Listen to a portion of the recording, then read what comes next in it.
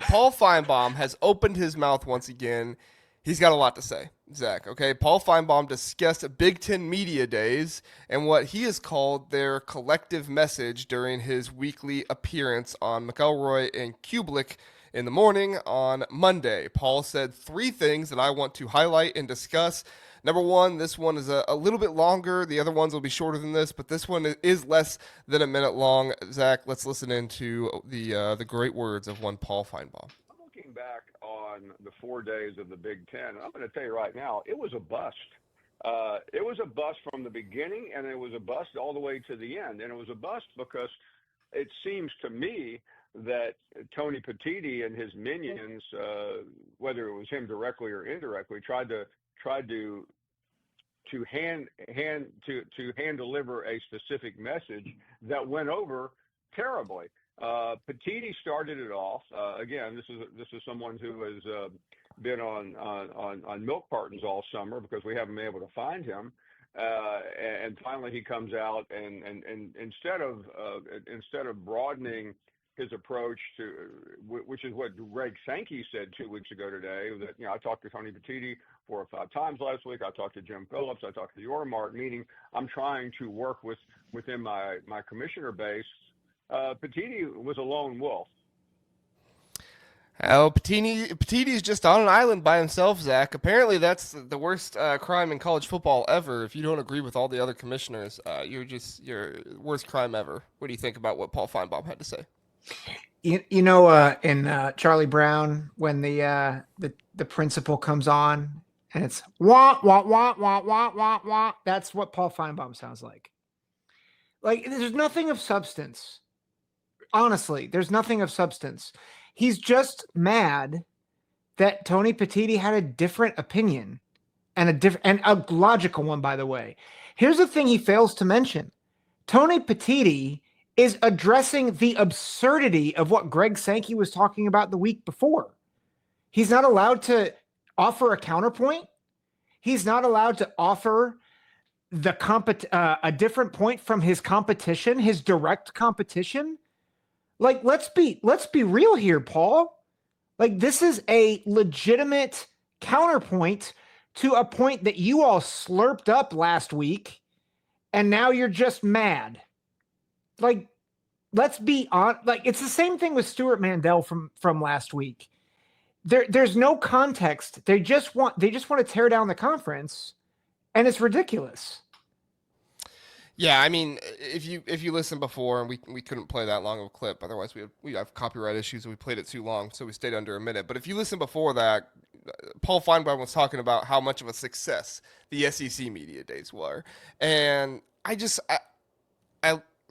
maybe I'm just completely out of tune with college football, and I don't know any other fan bases, and I just got Big Ten glasses on. Okay, if that's the case, sue me. But by the number of likes and retweets and messages I get, I don't think that's the case because I get messages from outside the Big Ten and Big Ten fans as well. But to act like the SEC had a success for whining for 4 days straight, essentially trying to tell everybody, puff out their chests and be like, well, we're the big dogs in town still, but not actually giving anything of substance. You heard multiple Big Ten coaches and Tony Petitti himself lay out the reasons of why this 4-4-2-2-1 is better for the Big Ten. He didn't try to get up there and say it's better for the SEC. He didn't try to get up there and say it's better for the Big 12. It's better. He came out there and said, listen, I'm in charge of the Big Ten. This is what's better for the Big Ten. Right? That's what his job is to do. And if you want to say his messaging wasn't clear and it was a bust, then you weren't listening, Paul. You had no idea what he was actually trying to communicate and what he was actually trying to discuss. To that point, I think the Big Ten, and I think we've acknowledged, I know I've personally acknowledged, I do not like the 4-4-2-2-1 model because I don't like what it does to conferences like the ACC and the Big 12. I'm not a fan of it, but my counterpoint to that though is that it helps them. And I get that. Here's my point though, and why I understand it is because we don't live in an ideal world in college football. The Big 12 and the ACC are not equals. The SEC recognizes that, and the Big 10 recognizes that. And I think the ACC and the Big 12 recognize that. So here's what I do like about it, which I think is where you're getting to, is the Big Ten is offering a model which makes things more objective, whereas the SEC's model is all subjectivity. It's all about who do you think is best versus who actually earned it. And I get people are saying, well, but what about strength of schedule? What about this? What about that? But we just saw this season why what you think should not matter as much as what has actually happened. Like we saw it on the field. We saw it with the precious Alabama-Michigan game. We saw it with the precious Georgia-Notre Dame game. Like, it doesn't matter what you think. It matters what is true. Well, That's what actually the happens, counterpoint. What actually happens on the field? Look, I get that people don't like the 4 automatic qualifiers. We got people in the chat saying they don't like it. I get that. I don't either. I don't either. But in the scenario right now, because one conference is too weak to play 9 conference games, that's the best situation, right? We don't have to like what the best situation is, but we do have to acknowledge this is the best situation, because right now the Big Ten is guaranteed 1 more loss for every single team, and the Big Ten is already behind the SEC by 1 loss no matter what because of strength of schedule and other things. So essentially the SEC is getting a 2-loss lead over, I would say, second-tier Big Ten teams, right? Over Oregon, Penn State, Ohio State. They don't always get that, but sometimes they do, okay? And it's very, very frustrating to try and play a schedule when maybe it's not as strong as somebody else's schedule. I'm not sitting here trying to say the Big Ten has the best schedules in college football. But when you try to play that schedule and then the other teams in college football are guaranteed 1 less loss than you, it's not a fair playing field, right? And so that's why either the Big Ten needs to go down to 8 conference games. I don't know why any Big Ten fan would want that. Why would you want less good games, right? You want everybody wants to complain about Indiana playing 3 cupcakes. You want every team playing 3 cupcakes? Makes no sense. I've heard tons of Big Ten fans, well, let's just go down to 8 conference games. That's stupid. That is a stupid idea because you're going to lose games. Now, it's better than what we have now because it's fair and it's the same amount, right? But really the best option here is for the SEC to go to 9 conference games, and the Big Ten's flexing their weight. The Big Ten knows we just won the last 2 national championships. If we're ever going to get the SEC to go to this, the time is to do it now. Yeah. Well, and I think, again, everybody's playing checkers and the Big Ten's playing chess. Because to your point, their objective is not give us 4-4-2-2-1. Their objective is how do we standardize things? And you heard it from multiple coaches. You heard it from Tony Petitti. They talked about standardizing out of conference schedules, everybody going to 9 conference games. They are trying to make it more uniform across the slate, which is the right thing to do. But that's not what was heard because, again, and I know we look at things through a Big Ten lens. We admit that. Paul Finebaum, I don't think, admits that at all as he talks about the SEC. Paul Finebaum has an SEC lens all day, every day. That's the only way he looks at college football. And he missed the broader message. Or at best, he missed the broader message. At worst, he is deliberately misrepresenting the Big Ten and Tony Petitti and their coaches. Yeah. Well, he's got some stuff to say about the coaches we'll get to. Steely Matt shared the show that reposted it on Twitter. Steely Matt, we appreciate you doing that. Thank you so much. That does help out the show. If anybody else out there is listening on Twitter and you would like to repost the show, we would very much appreciate it if you did that. All right, here's Paul Finebaum on Kurt Cignetti. Cignetti, like him, appreciate what he's done. Appreciate what he's done in the past, but he made a complete fool out of himself trying to draw a parallel. So did other coaches. I mean, it's like Brett Bielema came up with the game plan about 5 weeks ago and handed it out to his coaching buddies, and none of them delivered it well. What did Brett Bielema do Big Ten Media Days, he was asked a directed question about the SEC, and he didn't get into it, and he talked about his friends in the SEC and shared a heartfelt story about Mark Stoops and how they used to share a room together. Listen, if Brett on Bielema, recruiting trips and stuff. if Brett Bielema is behind the game plan, then he probably won because that's what happened in the Outback Bowl, right? Yeah, yeah, pretty much. I just absolutely wild to bring up Brett Bielema there. Now Kurt Cignetti is the ire of all of SEC Nation right now because he's making good points, right? And before you come out here and say, oh, well, you know, JR is not seeing the holes in Kurt Cignetti. No, Kurt Cignetti is making good points, but like I said, you can call Kurt Cignetti soft because I wish Indiana was scheduling better out of conference games. But if you're going to do that, you have to call the SEC soft too, because guess what? You have Ole Miss scheduling Wake Forest out of conference, right? You have Tennessee scheduling teams like NC State out of conference. Like, you have Missouri not even putting anybody on their schedule that's even worth a note or anything on their conference. Like, they are playing 3 out of conference Group of 5 and FCS teams as well.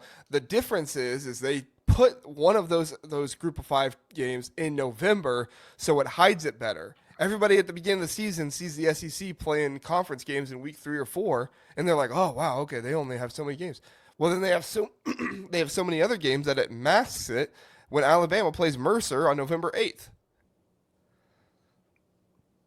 But I the fact that they are shaken by a second-year head coach at Indiana is hilarious. Like, and by the way, I heard this on Kings of the North, and I thought it was apt, so I'll reshare it. This is Doug Maurice and Bill Landis who said this, but like, Kurt Cignetti has worked his way up. He's 64. He's like the grandpa who just doesn't care anymore. Mm-hmm. Like, he doesn't care what people think. So like, okay, maybe he was off his rocker, and like Paul Finebaum, you know, maybe, you know, again, best case scenario, maybe he was off. Maybe he did make a fool out of himself. You know what? Kurt doesn't care. Like, he doesn't. He has worked his butt off to get where he is, became a head coach in his 50s. Like, this was not handed to him. Like, he's making Indiana into something. So, like, that's more impressive than what most of the SEC coaches have done. Like, I don't really care what Paul has to say about Kurt. I don't necessarily fully disagree. Like, I don't think Kurt was like, I don't know if Kurt was the right person to say that, but like, also good for him. He's 64. He had a great season last year. He's done everything right up to this point. Like, awesome. If he wants to take a shot at the SEC, go ahead. I'm all for it. Yeah, go for it. Like the fact that Paul's criticizing him, it's like it's actually proving the point more.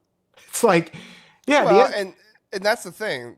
Kurt Cignetti has put himself in a point right now where the SEC has to do whatever they can to try and tear Kurt Cignetti down, because Kurt Cignetti is the number one opponent against the SEC right now, and he's coaching at Indiana. Indiana is historically, a terrible program in college football. Kurt Cignetti just took that team and took them to the playoffs in his very first year, right? If you can take a Big Ten team from there, from one of the worst programs in all of FBS history, to the playoffs, like that's huge for the conference, and that's a huge level up, right? The SEC wants to talk about how Vanderbilt won 6 games, okay? And they act like, oh, that's some big thing. No, your worst team in your conference won 6 games. Congratulations. The worst team historically in our conference just went to the playoffs. And it scares them. So, yeah. All right, one last clip here, and then we'll be done. Trying to go after the SEC. There are places you can attack, but don't try to attack on the strength of schedule, and don't try to attack on the non-conference games, because yeah, I mean, that is the holy grail of the SEC. And at the end of the day, Kurt Cignetti made a very good point and made a truthful point And the SEC knows that right now their white whale of conference supremacy is being torn apart. It does not matter. It is not a thing right now. And PFF put out these rankings today. Four Big Ten teams in the top 7 in strength of schedule rankings, according to PFF. 3 in the top 5. You have Wisconsin at the top, followed by Arkansas, UCLA, Florida, Rutgers, Kentucky, Northwestern, Mississippi State, Oklahoma, and then Syracuse at 10. Now you have some SEC fans. Well, yeah, we got 6 teams in the top 10. What are you talking about? You know how many teams that the Big Ten has in the top 30, Zach? I'm going to guess 10. 13. Ooh. You know how many the SEC has? I'm going to say not 13. 11.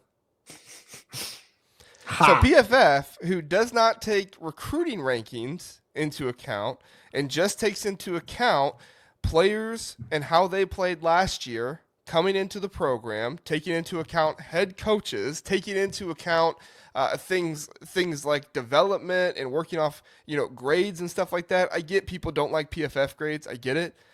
But overall, the PFF is taking into account actual data from how players have actually performed on the field, how coaches have actually coached their teams. Not recruiting rankings, not potential, not hype. They're taking actual stuff with how players played.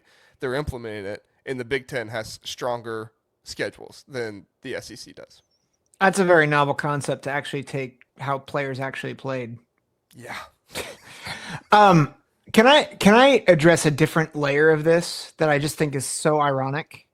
Sure. Paul is saying don't go after non-conference schedule. Don't go after strength of schedule. Dude, did you listen to media days in the SEC? Like that's all they talked about. Yeah. Was how much harder the schedule was. Mm-hmm. And how much more they deserved things.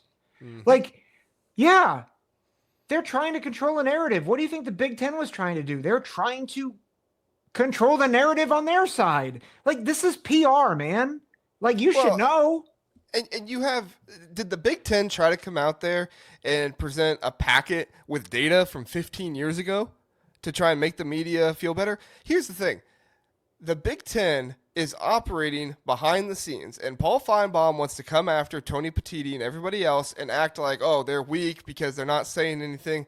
No, Tony Petitti talked about it on that Joel Klatt podcast interview, right? Where he said, why would we go to the media? The media doesn't decide this stuff. Mm-hmm. The media is not the one deciding what the playoffs are. Why would we go out to the media? And he's exactly right. The only reason you have conferences going out to the media and talking about this stuff is because they're trying to get the media on their side. They're trying to get bias on their side, right? Now, do I think the Big Ten should try to get some media bias on their side? Probably, yeah. They should probably do that.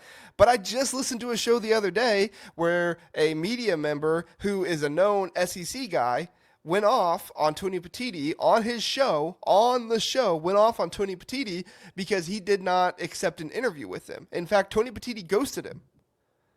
The guy asked Tony Petitti, sent a message into his office and said, hey, at Big Ten Media Days, will you do an interview with me?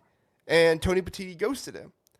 It's because Tony Petitti doesn't value going to media members, number one, especially not media members, number two, who are known SEC apologists, and trying to do interviews with them. The only person he's done an interview with is Joel Klatt, and you won't find anybody in the big media who is much more of a Big Ten apologist than Joel Klatt. Well, maybe us, but we're not nearly as big as Joel Klatt.